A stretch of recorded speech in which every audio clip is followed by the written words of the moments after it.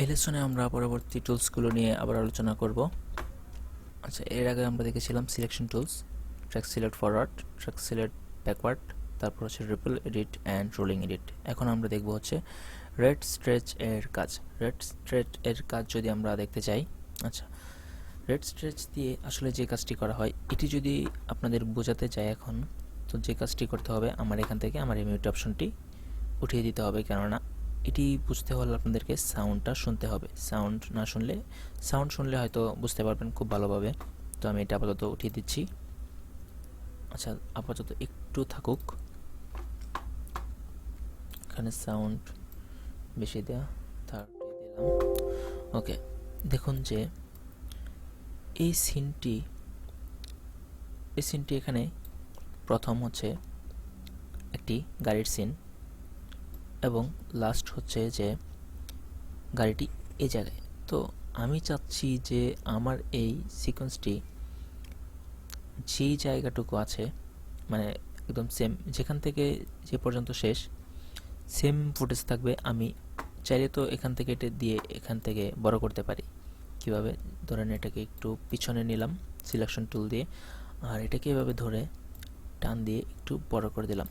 তো যেই কাজটি হলো, আমার এই ফুটেজটি হ্যাঁ, এখান থেকে এই জায়গায় যাওয়ার পর এখান থেকে এই পর্যন্ত ছিলাম আমরা। এরপর হচ্ছে এইটুকু আমার ফুটেজের বাকি অংশটুকু বেরিয়ে চলে এসেছে। তো আমি চাচ্ছি যে এই ফুটেজের বাকি অংশ বের হবে না, এই ফুটেজটি আমার ঠিক যতটুকু আছে সেম টু সেম এতটুকুই আমার থাকবে, কিন্তু আমি আমার এই ফুটেজের লেন্থটা বাড়িয়ে দিব। তো লেন্থ বাড়িয়ে দিতে হলে আমার যে কাজটি করতে হবে, তার মানে যেটাকে বলে হচ্ছে স্লো মোশন করব আর কি।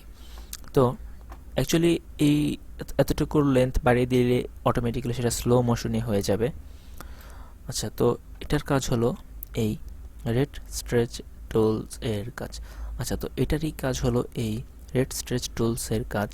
সিলেক্ট করলাম, ধরলাম,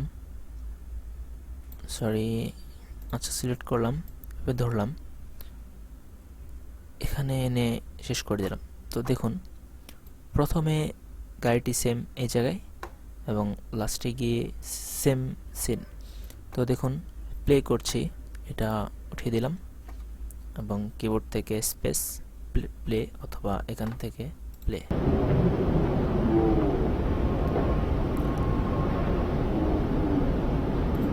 দেখলেন যে এই ফুটেজটি স্লো মোশন হয়ে গেল এবং নিচের যে অডিও লেয়ারটি আছে অডিওটি সহ স্লো হয়ে গিয়েছে। অডিওটির সাউন্ড কোয়ালিটি শুনলেই বোঝা যাচ্ছে। আচ্ছা আচ্ছা, এখানে কিছু কথা আছে, এই ফুটেজটি আমি করব, তাহলে হচ্ছে আপনারা ভালো করে বুঝতে পারবেন। এটাকে আমি ছোট করে দিলাম, আবার এটিকে আবার একটু বড় করে দিলাম, তাহলে দেখুন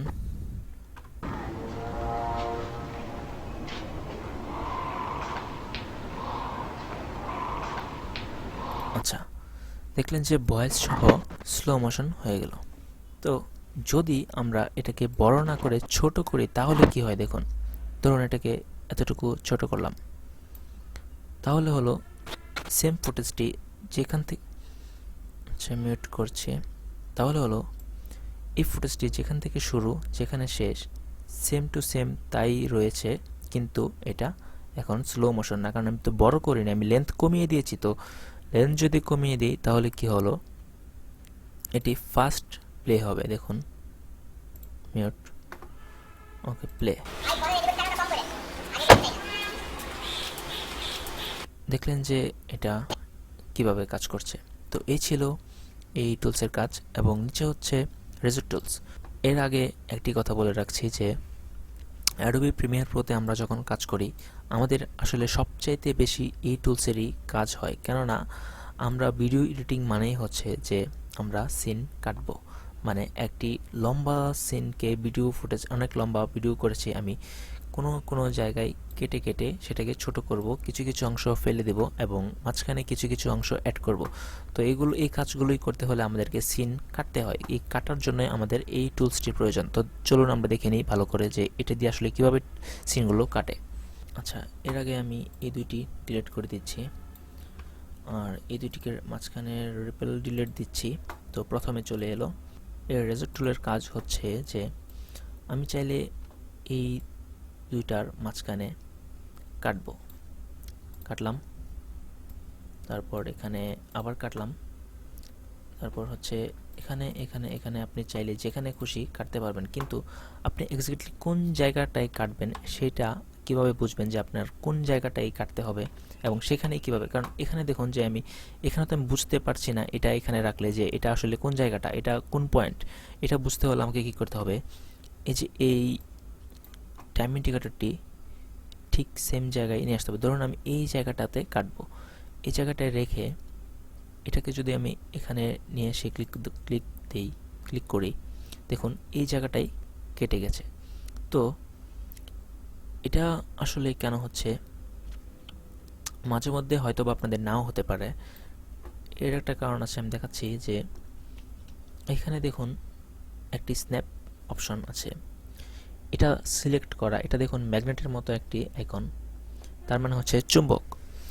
তো এই টাইম ইন্ডিকেটরটি যেখানে থাকবে আমার এই টুলসটি এটা কাছাকাছি গেলেই স্ন্যাপ করবে, মানে দেখুন চুম্বকের মতো আকর্ষণ করে এটিকে টেনে তার কাছে নিয়ে যাচ্ছে। তো আমি যদি এটিকে ডিসেবল করে রাখি, দেখুন সিলেক্ট না করলে এরকম হোয়াইট হয়ে থাকে এবং সিলেক্ট করলে এরকম থাকে। তো আমি যদি এটাকে ডিসেবল করে এটাকে ধরুন এখানে রাখলাম, আমি এই পয়েন্টে কাটবো, আমি এটাকে যতই কাছে নেই দেখুন সাথে যাচ্ছে না, একদম কাছে নিলেও যে একদম পারফেক্ট হয়েছে কিনা আমি শিওর না, হয়তোবা এক ফ্রেম এদিক ওদিক হতেও পারে।